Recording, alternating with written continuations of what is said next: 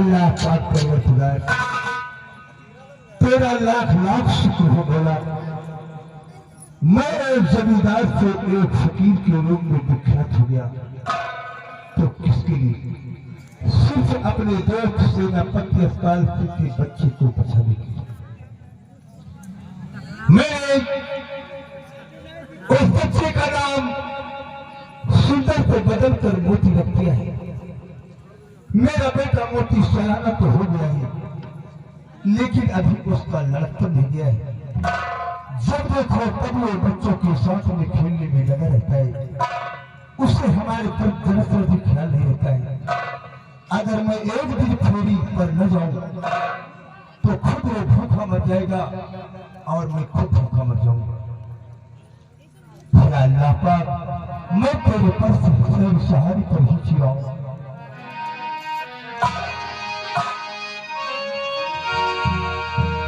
मोहम्मद मुस्तफा की शान आलम से निराली है, मगर हर बात तेरी निराली है।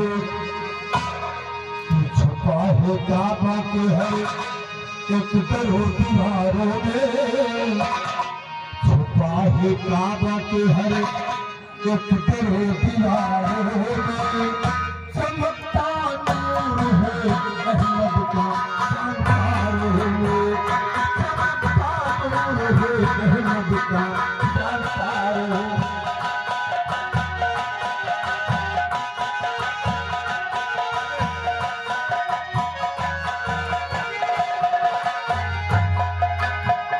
छुपा है काबा के हर एक तेरे दीवारों में, छुपा है काबा के हर एक दीवारों में चमकता नूर है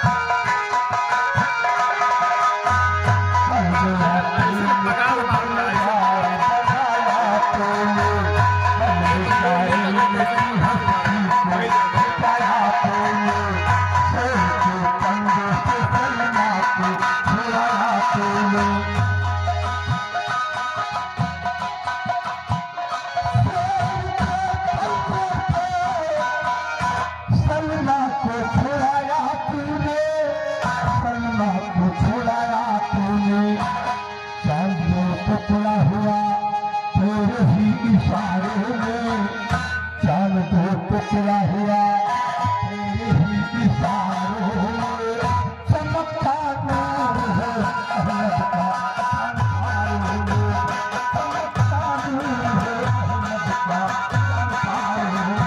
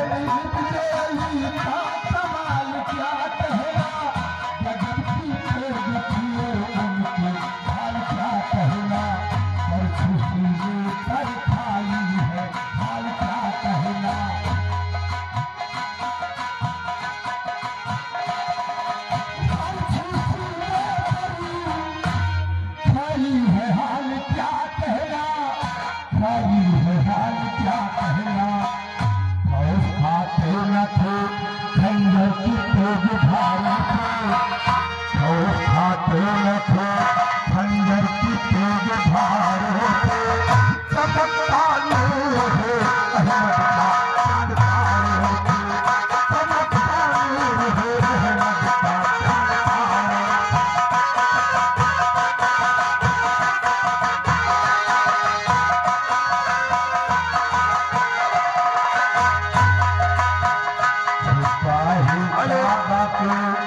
देखिए आगे जज भैया राइटर मोहन ध्यान दें।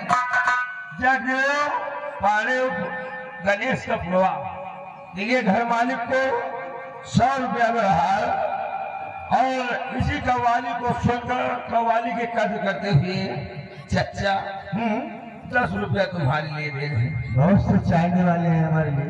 हाँ अच्छा चाहने वाले तो हैं। चच्चा झाड़ फूक कर लिए थे। बेटा मैं झाड़ फूक करने वाला तो नहीं दिखाई देता हूँ। मैं झाड़ फूक नहीं करता हूँ। झाड़ फूक नहीं करता। हम कहा चच्चा मानी ये झाड़ लिए तो नहीं कि हमको झाड़ दियो। मैं झाड़ फूक नहीं करता हूँ। चलो नहीं झाड़। क्या दिक्कत है तुम्हारे लिए? क्या दिक्कत है? कोई दिक्कत है चच्चा। वो परेशान रहे। किस बात से परेशान है तू?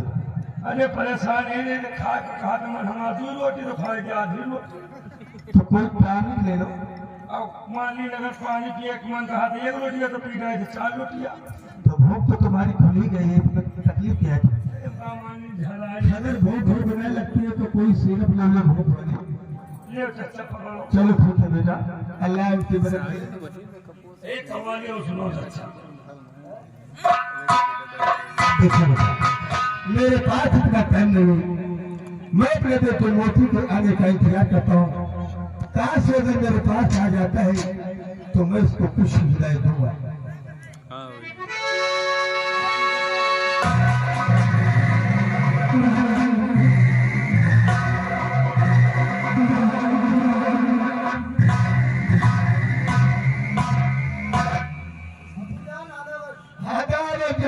के बच्चे जब देखो तभी जरूरत तुम ढूंढा करते हो।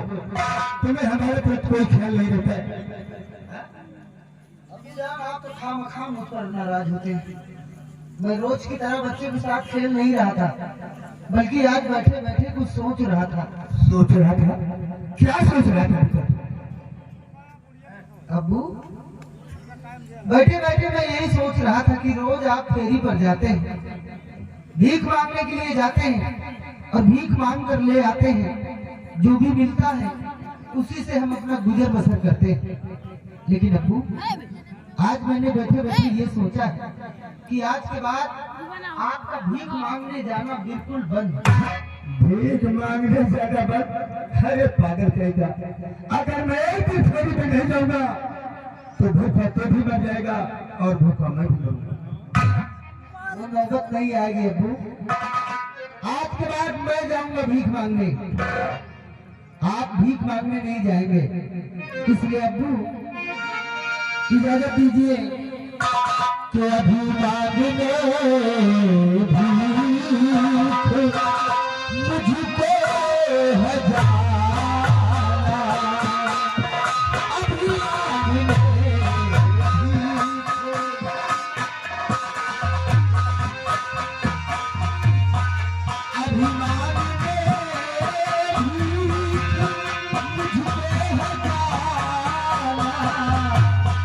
अभी मांगने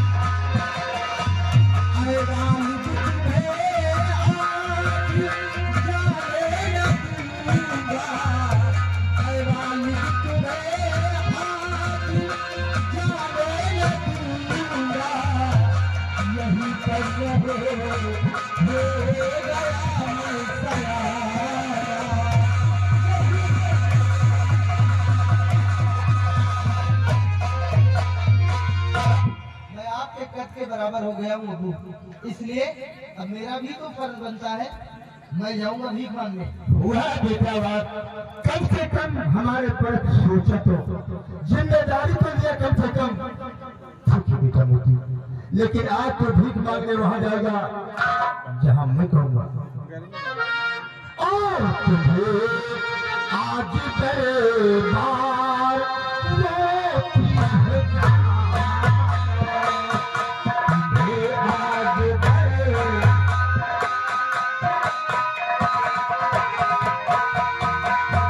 तुम्हें आज तुम्हें आज दरबार रोती है तुम्हें आज दरबार रोती है महामाद करी थी रोती तुमसे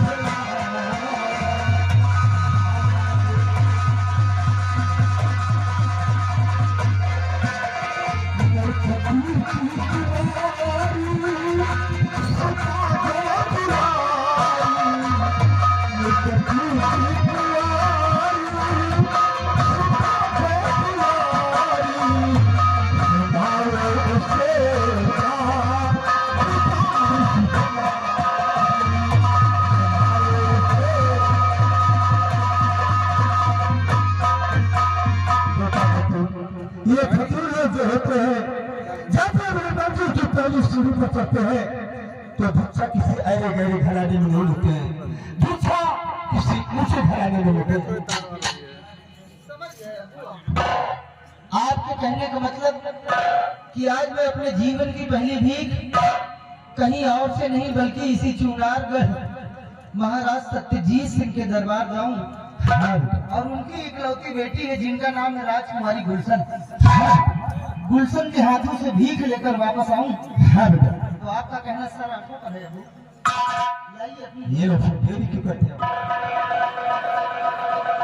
आज हाँ बेटा, जाने से पहले मैं तुम्हें हिदायत देता हूँ कि तुम रात दरबार में भिक्षा लेने तो जाओगे, लेकिन राजकुमारी गुलशन खूबसूरत है, उससे देखकर तुम अपनी नीयत को खराब नहीं करोगे। बिल्कुल निश्चिंत रहिए आप, मैं वहां जाकर अपनी नीयत खाम नहीं करूंगा। जुबान लेके जा रहा हूँ आपको। ठीक है बेटा, जा सकते हो। अच्छा, खुदा खुदा हाफिज। ये रहा मेरा बेटा मोती, हंसना हो गया है, कम से कम जिम्मेदारी तो सर कर लिया है। अब मैं अपने बेटे मोती के आने का इंतजार करूंगा, अल्लाह उसका भला करेगा।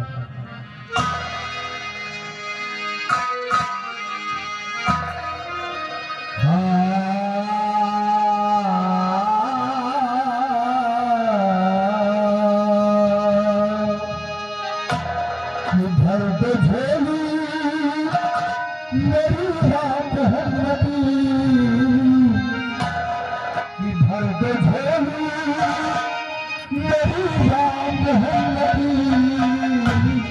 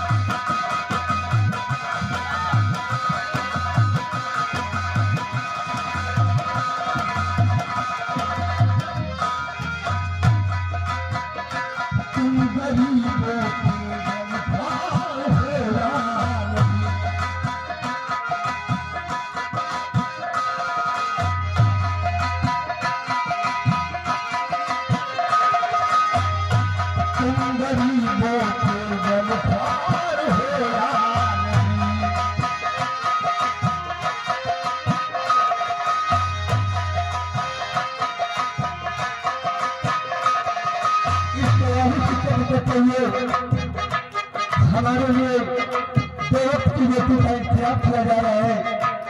अल्लाह इसकी मदद करे। तुम गरीबों को गमख्वार हो आंगन, पर सुनते हैं मेरी सुनो गौर से, सुनते हैं, सुनते हैं मेरी सुनो गौर से, तुम गरीबों को गमख्वार हो आंगन।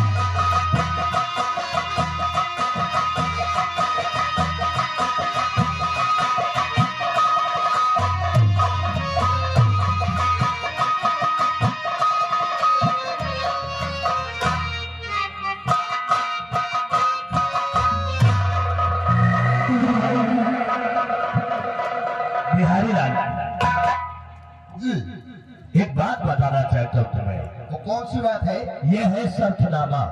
ये राजकुमारी गुलशन हाँ, इस समय सयानी हो चुकी है, क्यों नहीं? सुंदरता में भरपूर है। जी, राजकुमारी को देख लिया जाए तो ऐसा लगता है कि जैसे आसमान से कोई इंद्र की अप्सरा उतर आई हो। ओह, इसलिए हाँ, राजकुमारी जी ने अपने शक्ल पर नाज करते हुए हाँ, ये शर्तनामा लिखा है। क्या है इसमें? इस शर्तनामा में ये लिखा है बिहारी लाल जी, कि जिस इंसान को अपनी शक्ल पे नाज हो, नाज हो, जिस इंसान को अपनी शक्ल पे नाज हो, वो आकर राजकुमारी गुलशन से मिले। अगर शक्ल पसंद आ गई तो शादी हो जाएगी, नहीं तो फांसी हो जाएगी। फांसी हो जाएगी। आज्ञा से राजकुमारी गुलशन जी, सुपुत्री सम्राट सत्यजीत सिंह चुनारगढ़। ये शर्तनामा इसी गेट पे टांग दो ठीक, और ध्यान रखना, जी, ये लो। ले, ठीक है। ये रहा शर्तनामा। अब इसी गेट पे ये शर्तनामा टंगा रहेगा। आज इसके मौसम में पानी हुए, अगर सगत पसंद आ गई तब तो शादी हो जाएगी, और नहीं तो फिर फांसी है। और जिसके मुंह फरफरान हो, एक दिन उमर जा रही तो फांसी हो जाएगी। सगत पसंद आ गई फिर तो शादी हो जाएगी, नहीं तो फिर फांसी में मौतें है। ये रहा शर्तनामा, इसी गेट पे टंगा है। अब देखते हैं कोई आता है या कि नहीं। ये रहा शर्तनामा।